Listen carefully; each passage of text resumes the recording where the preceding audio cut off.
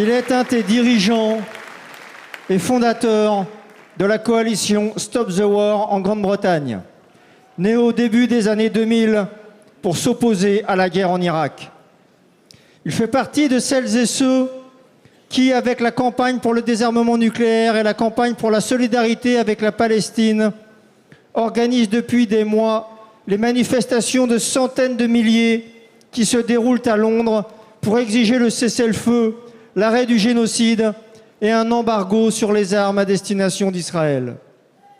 Combattant infatigable des guerres impérialistes et du gouvernement britannique, défenseur des opprimés et des conquêtes sociales, internationaliste convaincu, il est un de ceux qui a eu l'idée de ce meeting et qui va le clôturer. Je vous prie d'accueillir John Rees.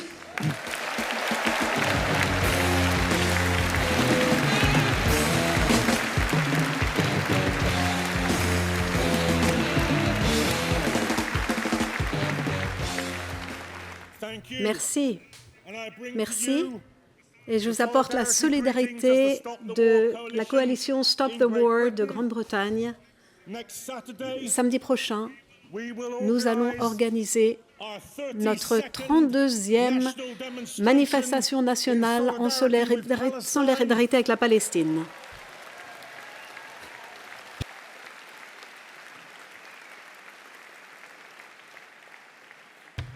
Nous attendons qu'il y ait des centaines de milliers de personnes dans les rues de Londres samedi prochain, comme ça a été le cas dans toutes les manifestations précédentes.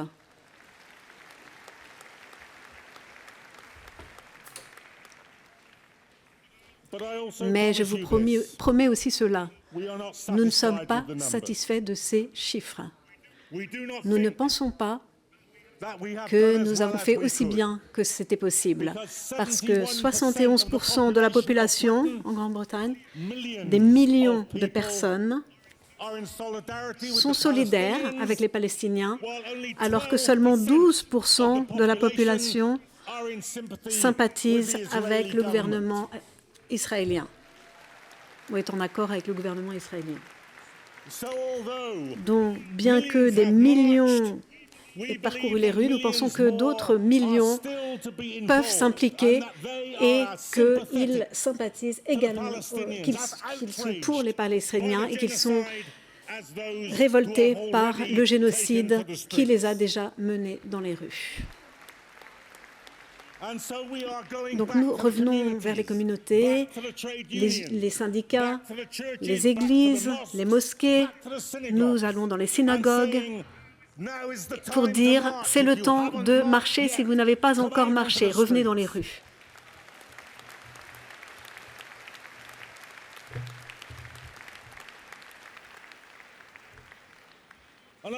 Et j'aimerais parler un peu de la raison pour laquelle tant de personnes des classes ouvrières, tant de personnes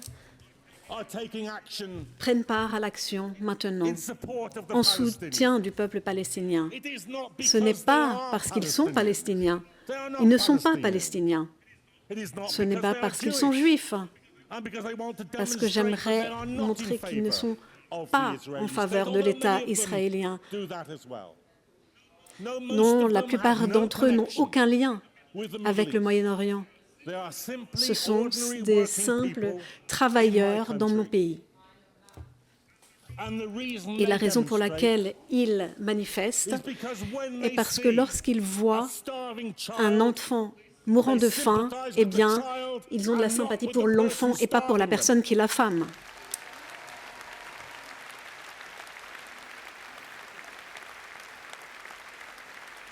Quand ils voient un garçon qui se tient devant un tank, ils sont pour le garçon et pas pour le tank.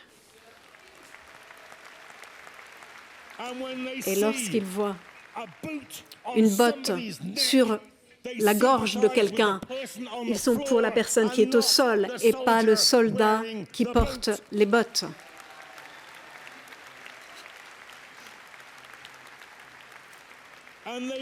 Et ils font cela parce qu'ils reconnaissent dans le sort des Palestiniens quelque chose qu'ils comprennent. Ils savent que les gouvernements qui soutiennent Israël sont les gouvernements qui les maintiennent au sol. Boris Johnson, le Premier ministre anglais. Et il n'y a pas si longtemps, alors il nous a dit « Laissez les corps s'empiler très haut ». Mais il ne parlait pas des Palestiniens, même s'il aurait pu le faire. Il parlait de ses propres citoyens pendant la pandémie de la Covid-19, lorsque son gouvernement a permis 175 000 morts en Grande-Bretagne parce qu'il n'a pas pu lancer les actions nécessaires pour arrêter la pandémie. Quelqu'un qui peut faire cela à ses citoyens, bien sûr, va laisser passer un génocide et celui des Palestiniens. C'est la raison pour laquelle les ennemis des Palestiniens sont nos ennemis. Et c'est la raison pour laquelle, au final, nous sommes toutes et tous Palestiniens.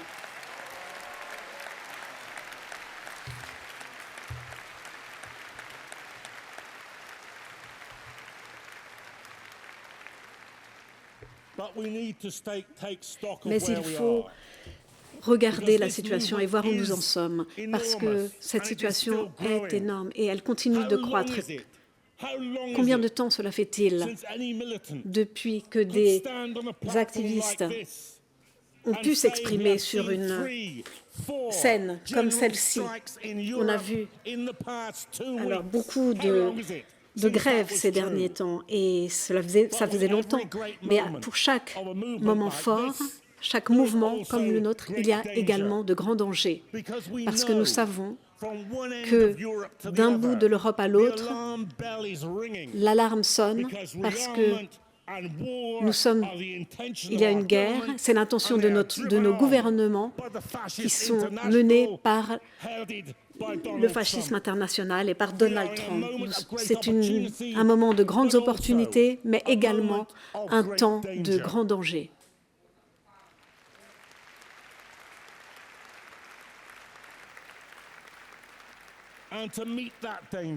Et pour faire face à ce danger, il faut renforcer notre mouvement et mes camarades italiens ont raison de dire que les développements essentiels viendront de la classe ouvrière, la classe travailleuse qui est au front et voilà le changement décisif.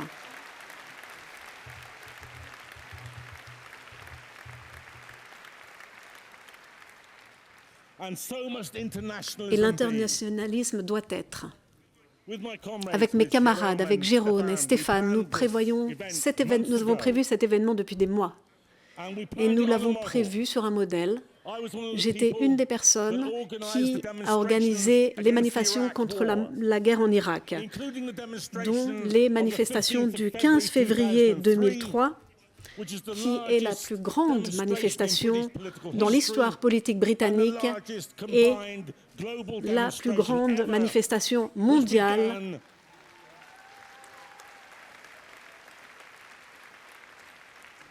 qui a commencé lorsque le soleil s'est levé en Australie et partout dans le monde, et ça ne s'est pas terminé jusqu'au coucher du soleil sur la côte ouest des États-Unis. Nous avons besoin que cela recommence. Nous avons besoin de cet élan à nouveau, de ce moment-là. Et quoi que disent les partis de droite, que disent les populistes, les fascistes, quoi que disent ces personnes, que nous n'aimons pas notre pays, que nous sommes des traîtres à notre pays, ce sont des personnes qui disent qu'ils aiment leur pays, soi-disant. Mais ils n'ont jamais bêché un champ, ou planté, ou semé, ou récolté. Ce sont les briques. Ce ne sont pas eux qui ont placé les briques et construit les cathédrales. Ça, ce sont les personnes de la classe ouvrière qui ont accompli tout cela. Donc je leur dis que je n'ai qu'un pays. Mon pays est la classe ouvrière, où qu'elle se trouve.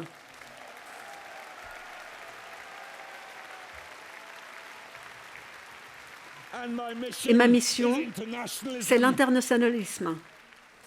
Parce que lorsqu'on parle de chauvinisme, moi je parle d'internationalisme. Lorsqu'on parle de patriotisme, je dis internationalisme.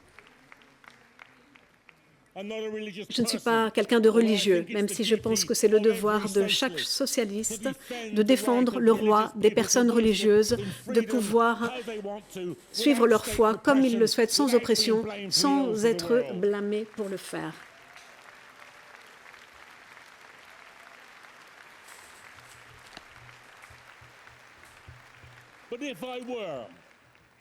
Si j'étais quelqu'un de religieux, il y a un endroit que je regarderais comme une terre sainte.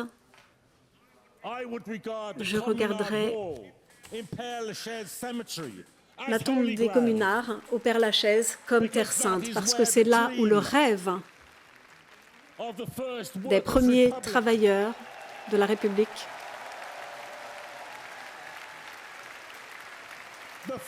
la première société où les personnes où on plaçait les personnes avant le profit, où les politiciens étaient les servants du peuple, pas leurs patrons. Ça, c'est une terre sainte. Et c'est cela notre objectif, l'objectif de notre mouvement.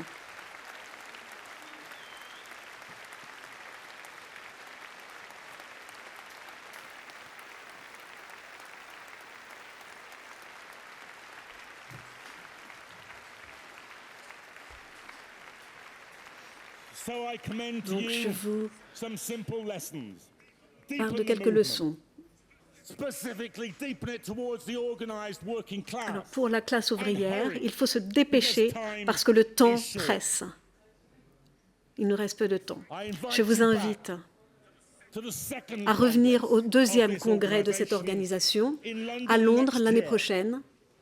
Nous avons déjà réservé un lieu. Et je vais vous dire où il se trouve. Central Hall à Westminster, au cœur de Westminster. Et lorsque vous sortez par la porte centrale, vous verrez Big Ben et le palace de Westminster, juste en face de vous.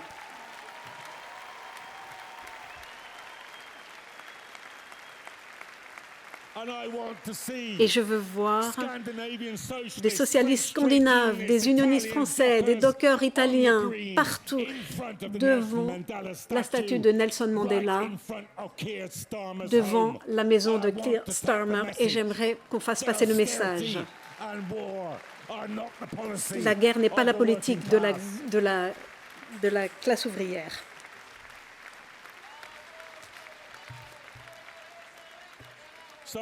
Donc venez à Londres en juin prochain et je vous garantis que nous répondrons à l'accueil chaleureux que nous avons reçu ces jours-ci à Paris.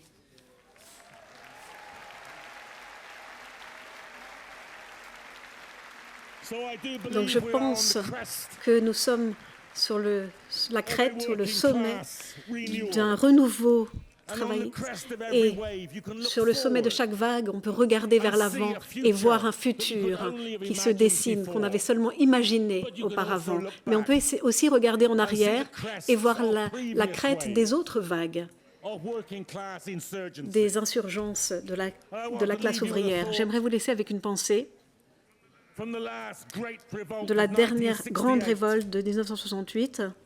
Un ami à moi, Teragali, qui menait la campagne contre la guerre du Vietnam en Grande-Bretagne, cette année-là, il a découvert un document. Sur la première page, il y avait un message. Londres, Paris, Rome, Berlin.